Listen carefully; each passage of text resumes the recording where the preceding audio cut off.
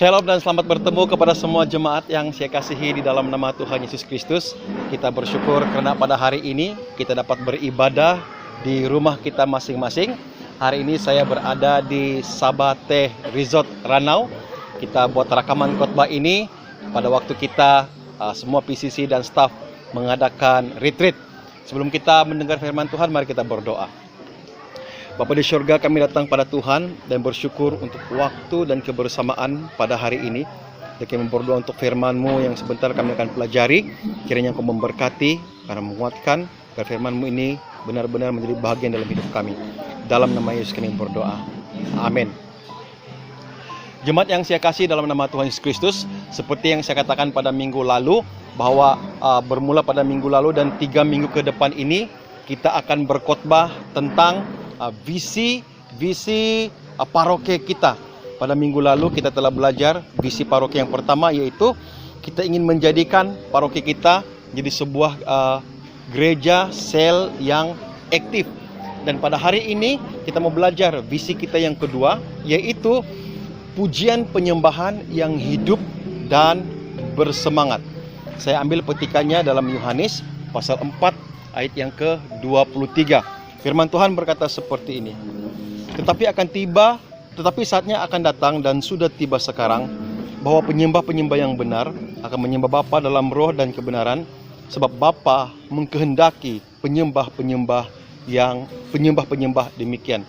Nah, jemaat yang saya kasih dalam nama Tuhan, visi kita ingin menjadikan pujian penyembahan kita itu hidup dan bersemangat. Persoalannya, apakah yang dimaksudkan dengan yang hidup dan apakah yang dimaksudkan dengan yang bersemangat? Dalam pembacaan kita tadi, saudara, kita melihat bahwa Allah mencari penyembah. Tuhan tidak mencari penyembahan, tapi Tuhan mengkehendaki penyembah. Maksudnya Tuhan mencari orangnya. Tuhan mengkehendaki orangnya, penyembahnya, pribadinya, saudara dan saya. Tuhan tidak mencari penyembahan, tapi Dia mencari penyembah. Makanya dalam visi paroki kita yang kedua, pujian penyembahan yang hidup dan bersemangat, ada 2 perkara yang harus kita perhatikan baik-baik. Apa dimaksudnya dengan yang hidup dan apa yang dimaksudkan dengan yang bersemangat? Kita akan melihat beberapa ayat firman Tuhan. Yang pertama, yang hidup. Apa yang dimaksudkan dengan yang hidup ini? Roma 12 ayat 1 berkata seperti ini. Karena itu saudara-saudara, kami demi kemurahan Allah, aku menasihatkan kamu supaya kamu mempersembahkan tubuhmu sebagai persembahan yang hidup, yang kudus dan berkenan kepada Allah. Itu adalah ibadahmu yang sejati. Saudara, pujian penyembahan yang hidup itu bermaksud dalam ayat ini hidup yang dipersembahkan. Hidup yang dipersembahkan kepada siapa? Kepada Tuhan. Firman Tuhan berkata, persembahkanlah tubuhmu. Saudara yang saya kasih dalam nama Tuhan, kalau kita ingin menjadikan penyembahan kita ini hidup, perkara pertama yang harus kita perhatikan ialah kehidupan kita di hadapan Tuhan. Harus kita persembahkan. Tidak mungkin penyembahan kita akan hidup kalau kita penyembahnya itu tidak mempersembahkan seluruh kehidupan kita di hadapan Tuhan. Tidak mungkin hanya lagu kita, tidak mungkin hanya nyanyian kita, tapi hidup kita yang harus dipersembahkan kepada Tuhan.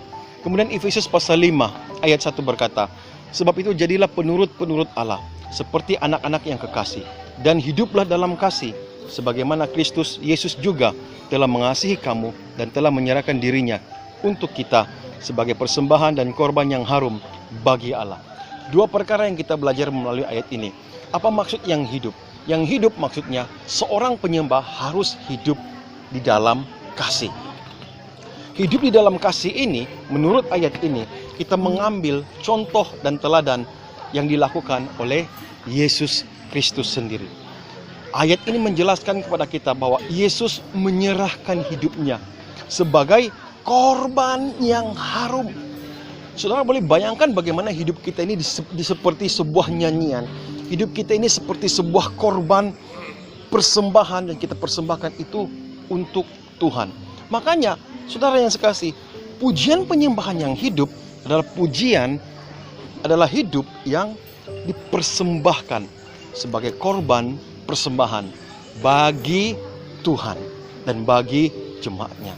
Saudara yang saya kasihi, poin yang kedua, kita bercakap tentang yang bersemangat. Apa maksud yang bersemangat? Perlukah bersemangat itu melompat-lompat? Perlukah bersemangat itu dengan menangis dan tidak memiliki tujuan yang pasti? Saudara, ada satu cerita di dalam Alkitab pada waktu Paulus dan Silas dipenjarakan. Saya baca dalam Kisah Rasul pasal 16 ayat 23 hingga ayat yang ke-26. Firman Tuhan berkata seperti ini. Setelah mereka berkali-kali didera, mereka dilemparkan ke dalam penjara. Kepala penjara memerintahkan untuk menjaga mereka dengan sungguh-sungguh. Sesuai dengan perintah itu, kepala penjara memasukkan mereka ke ruang penjara yang paling tengah dan membelenggu kaki mereka dalam pasungan yang kuat. Tapi kira-kira tengah malam, Paulus dan Silas berdoa dan menyanyikan puji-pujian kepada Allah. Dan orang-orang hukuman lain mendengarkan mereka. Akan tetapi terjadilah gempa bumi yang hebat, sehingga sendi-sendi penjara itu goyah. Dan seketika itu terbukalah semua pintu dan terlepaslah belenggu mereka.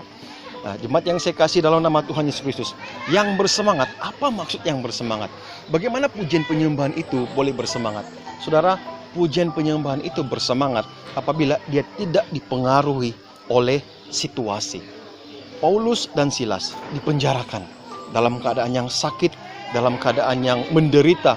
Tetapi mari kita belajar seperti mereka.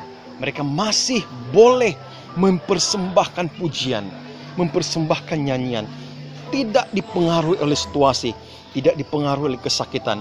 Ada ramai jemaat sekarang ini yang penyembahannya dipengaruhi oleh situasi. Kalau ramai orang, dia mau menyembah. Kalau sedikit orang, dia tidak mau menyembah. Saya mendorong untuk jemaat Tuhan, penyembahan yang bersemangat adalah penyembahan yang tidak dipengaruhi oleh keadaan dan situasi. Dalam ketika ini juga, penyembahan yang bersemangat itu adalah penyembahan yang tidak dipengaruhi oleh masa. Ada ramai orang yang penyembahannya dipengaruhi oleh masa. Kalau waktu masa hari Minggu, mereka menyembah Tuhan. Tapi hari-hari lain, mereka tidak menyembah Tuhan. Saudara yang saya kasih, Paulus dan Silas, dalam petikan ini kita melihat, mereka menyembah Tuhan di tengah malam. Masa tidak dapat mempengaruhi pujian penyembahan kita, nyanyian kita.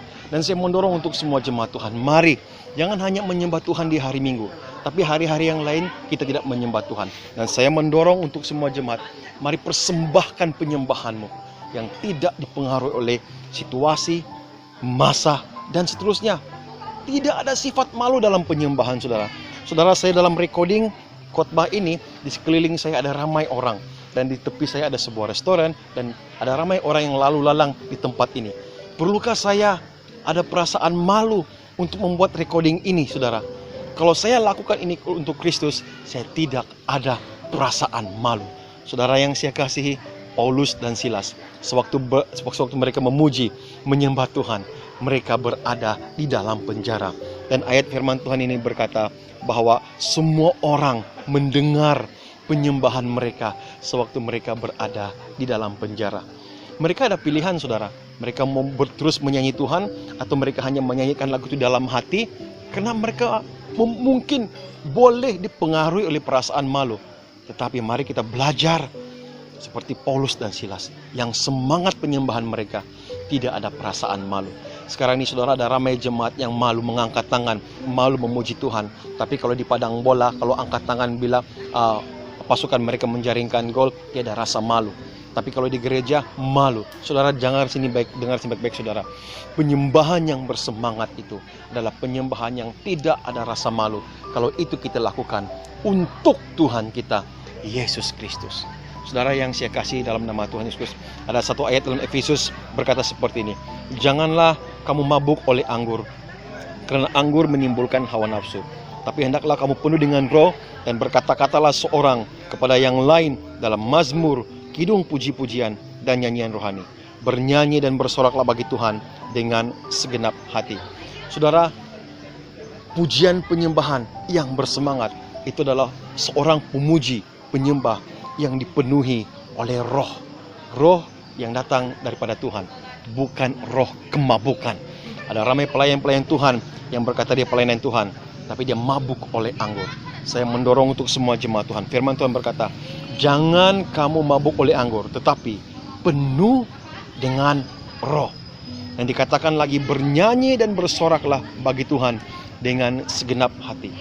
Dengan segenap hati, dengan sepenuh hati, bukan dengan separuh hati.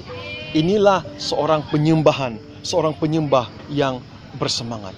Jemaat yang saya kasih, ingat saudara, ada dua perkara yang kita pelajari. Pertama, pujian penyembahan yang hidup itu pribadinya, orangnya, yang hidup di dalam kebenaran akan firman Tuhan, yang hidup sesuai dengan kehendak firman Tuhan.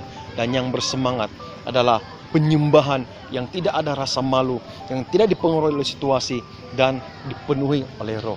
Saya mendorong untuk semua jemaat Tuhan, mari kita merealisasikan visi kita ini. Yang kedua ini, jadilah penyembah-penyembah yang benar, yang menyembah Tuhan dalam roh dan kebenaran. Kita berdoa bersama. Kami datang pada Tuhan dan bersyukur untuk firman-Mu. Saya berdoa Tuhan, kiranya firman Tuhan yang disampaikan tidak kembali dengan sia-sia. Dan saya berdoa untuk semua jemaat Tuhan, biar pada waktu mereka mendengar, mereka akan dikuatkan dan diberkati. Terima kasih Bapa, dalam nama Yesus kami berdoa. Amin.